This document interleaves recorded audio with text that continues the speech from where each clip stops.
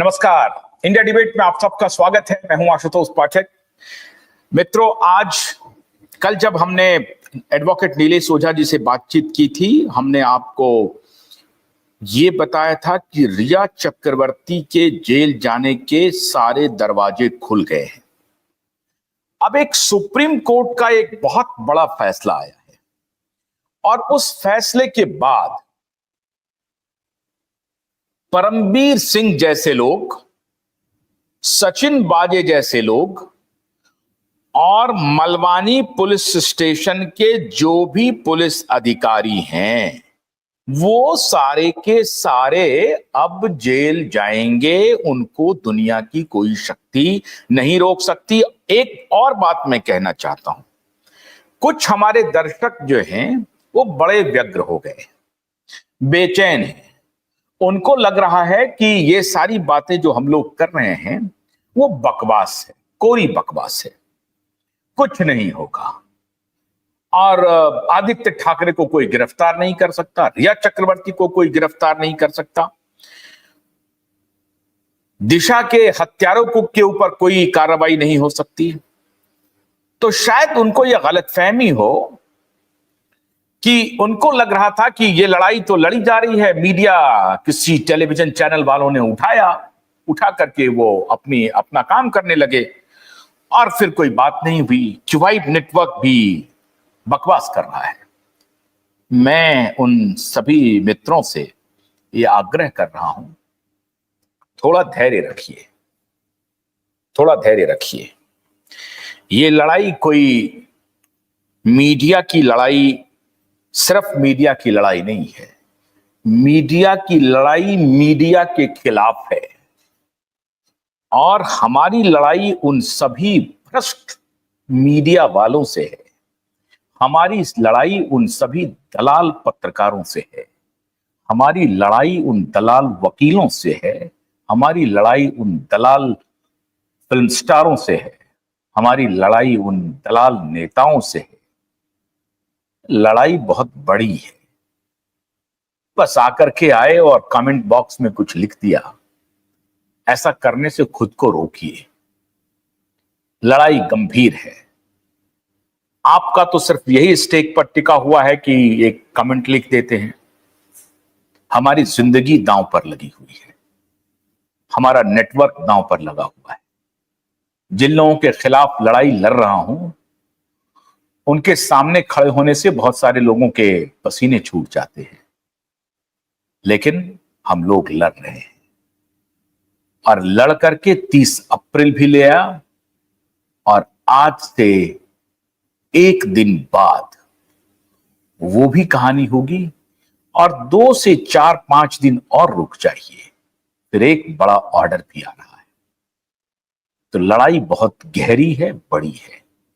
लेकिन supreme court का एक फैसला जो अभी आया है, उससे क्यों पूरी तरह से सनसनी फैल गई है, कोहराम मचा हुआ है, वो फैसला क्या है जरा सुनिए। केपी तमिलमारन बनाम स्टेट का है। केपी तमिलमारन बनाम राज्य 2025 SCC ऑनलाइन SC 958।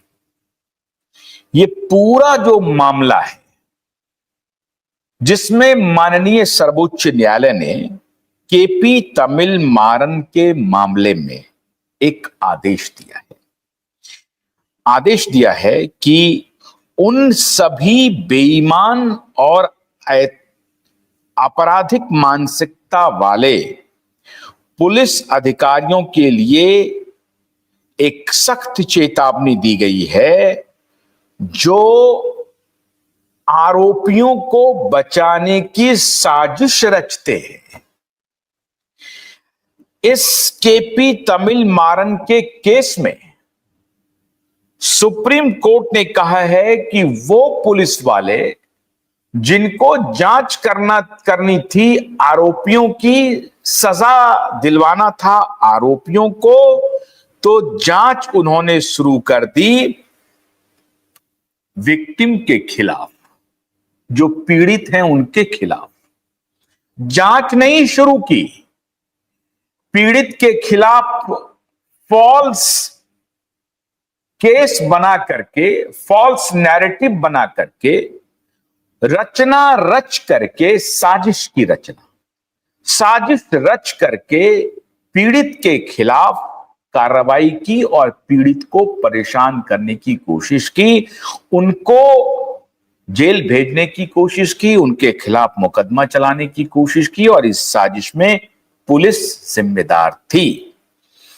मुकदमा है केपी तमिल मारन का, और केपी तमिल मारन के मामले में मामला क्या था?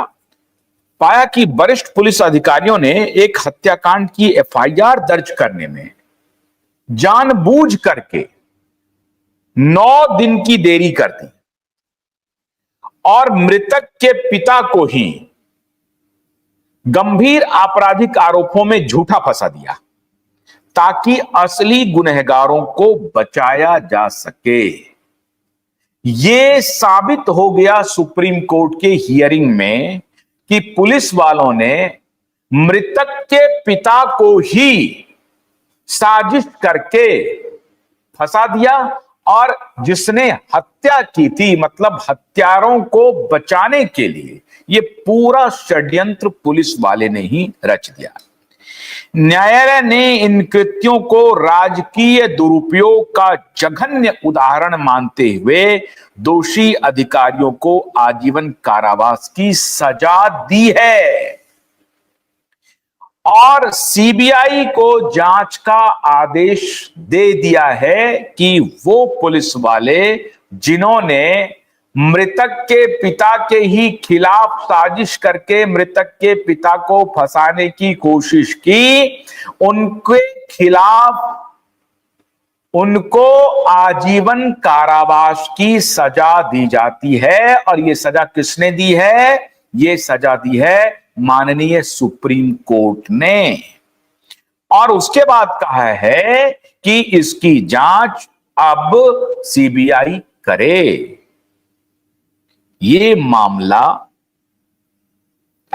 एसएसआर और दिशा के मामले से पूरी तरह से जुड़ा हुआ है, और